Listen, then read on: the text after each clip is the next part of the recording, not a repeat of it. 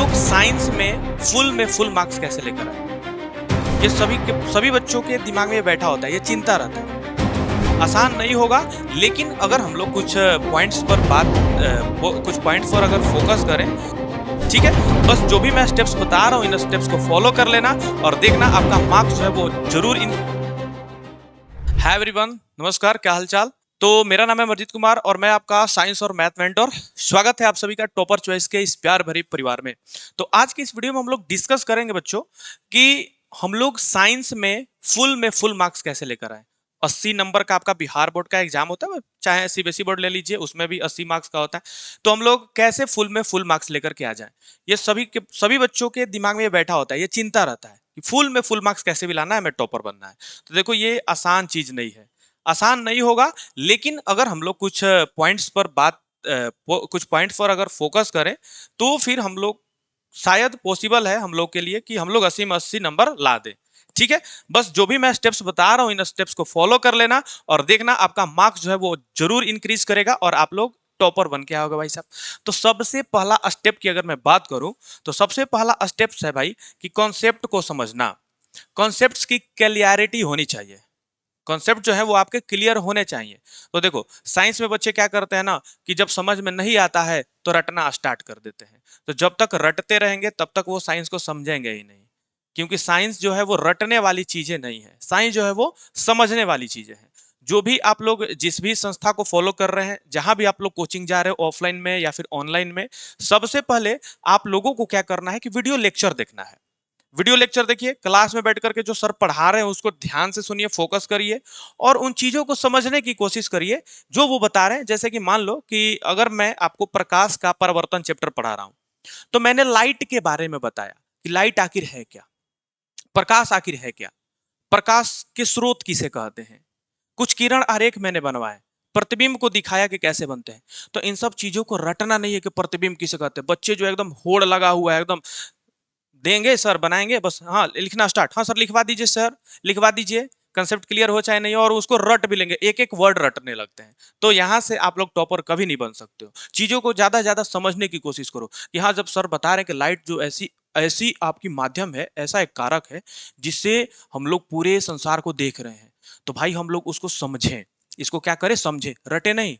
रटने के लिए तो भाई हम लोग बहुत सारी चीजें रट सकते हैं, लेकिन रटंत विद्या काम नहीं करेगी। हम लोग समझ गए, तब उस पर अपनी थ्योरी लगाएंगे कि आखिर ऐसा क्यों होता है, तब अंदर से जिज्ञासा बढ़ेगी, जिससे क्या होगा, आपका नॉलेज इंक्रीज होगा और आप एग्जाम में क्या करोगे, ज्यादा लिखोगे अपने भाषा में, जिससे आपको नंबर्स जरूर ज्यादा से ज्यादा मिलेंगे, फुल मार्क्स आपको मिल जाएंगे। तो सबसे पहला काम ये करना है कि कॉन्सेप्ट का क्लियर होना जरूरी है।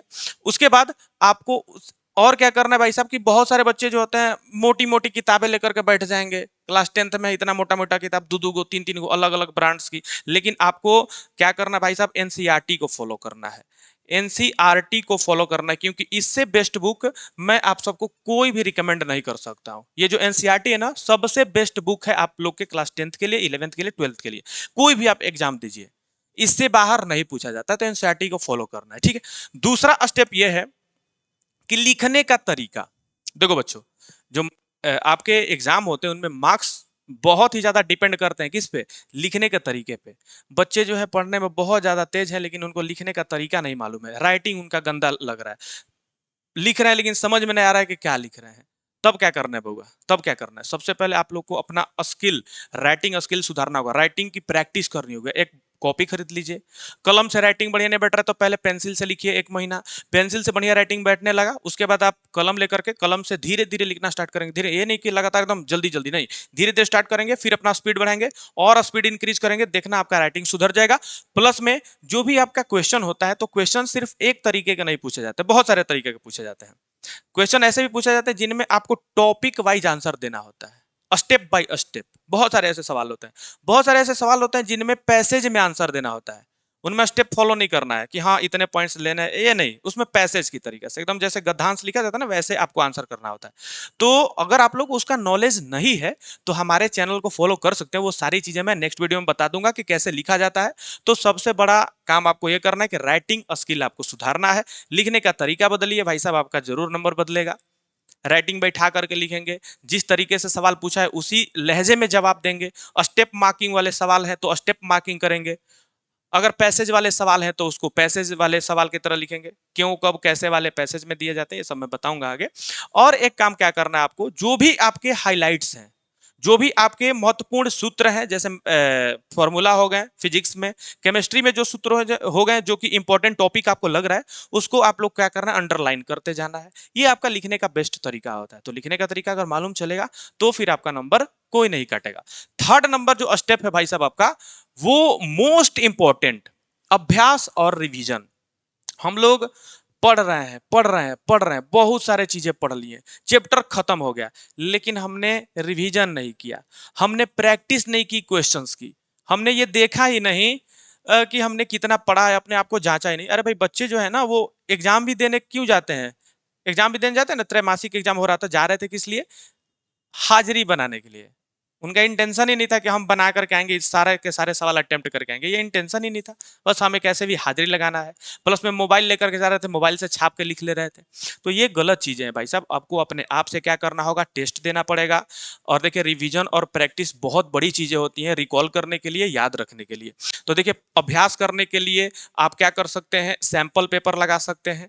सैंपल पेपर आप लोगों को टॉपर चॉइस की टीम यानी कि हम ही लोग दे देंगे, टेंशन नहीं लेना है। आप लोग को बस सिंपली इस नंबर पे संपर्क कर लेना है 6200670415। इस नंबर पे संपर्क करके आपको क्या कर लेना है, सैंपल पेपर ले लेना है। और आप लोग क्वेश्चन बैंक ले सकते हैं, मार्केट में मिल जाएंगे। अगर क्वेश्चन बैंक मार्केट से नहीं लेना चाहते हैं तो आप लोग हमसे भी परचेज कर सकते हैं, हम लोग भी आपको प्रोवाइड करा देंगे क्वेश्चन बैंक। ठीक है, टेंशन नहीं लेना है, बस नंबर से संपर्क कर लेना है। ठीक है, सैंपल पेपर क्वेश्चन बैंक ले सकते हैं। और हमारे लेक्चर तथा नोट्स, हमारे जो नोट्स हैं, हमारे टॉपर चॉइस के क्लास 10th हो या फिर 9th हो, किसी भी चीज का अगर आपको नोट्स की भी जरूरत है तो इस नंबर से संपर्क कर लेना है, जो कि आपको क्या करेंगे, अभ्यास और रिवीजन करने में बहुत ही ज्यादा मदद करेंगे। देखिए बच्चे क्या करते हैं कि सब कुछ पढ़ते हैं लेकिन उसके नोटबुक नहीं तैयार करते हैं। साइंस की नोटबुक तैयार करिए, अपने हाथों से लिख करके, हैंड रिटेन नोट्स होना चाहिए, और इस तरीके से होना चाहिए कि भाई आप उसको आसानी से पढ़ सको। ज्यादा लंबा नहीं खींचना है, ज्यादा लंबा नहीं, उतनी ही चीजों को नोट करना है उस नोटबुक में जिसको आप लास्ट में रिवीजन के लिए समझ सको। ठीक है, वो आपका हैंड रिटन नोट्स हो गया। अगर आप कहोगे तो हम लोग भी प्रोवाइड करा देंगे, टॉपर चॉइस की टीम यार तत्पर आप लोग के लिए एकदम 100%। क्या है भाई, क्या बोलते हैं उसे, हम लोग भाई आप लोग के लिए 100% खड़े हैं, जो बोलोगे वो होगा। बस एक बार आप लोग इस नंबर पे मैसेज करके देखो। ठीक है, तो इतना काम अगर आप लोग कर लोगे तो साइंस में आपका 80 में 80 मार्क्स कोई नहीं रोक सकता है। ठीक है, बाकी 20 नंबर का प्रैक्टिकल है, वो अपने स्कूल वाले टीचर से संपर्क कर लेना। ठीक है मेरे भाई, तो अगर ये वीडियो अच्छी लगी होगी, समझ में आया होगा कि क्या क्या चीजें करने हैं, तो भाई साहब आप लोग इस वीडियो को पूरा शेयर कर दीजिएगा, सभी बच्चों के पास पहुंच जाना चाहिए। अकेले अकेले केले नहीं खाना है भाई, अकेले अकेले राबड़ी नहीं चापनी है। ठीक है, शेयर कर देना इसको। ठीक है, और चैनल पर नए हो गए तो सब्सक्राइब करके बेल आइकन को भी दबा देना, क्योंकि ऐसा ही मजेदार वीडियो आप लोगों के लिए बनाता रहूंगा। जय हिंद, जय भारत।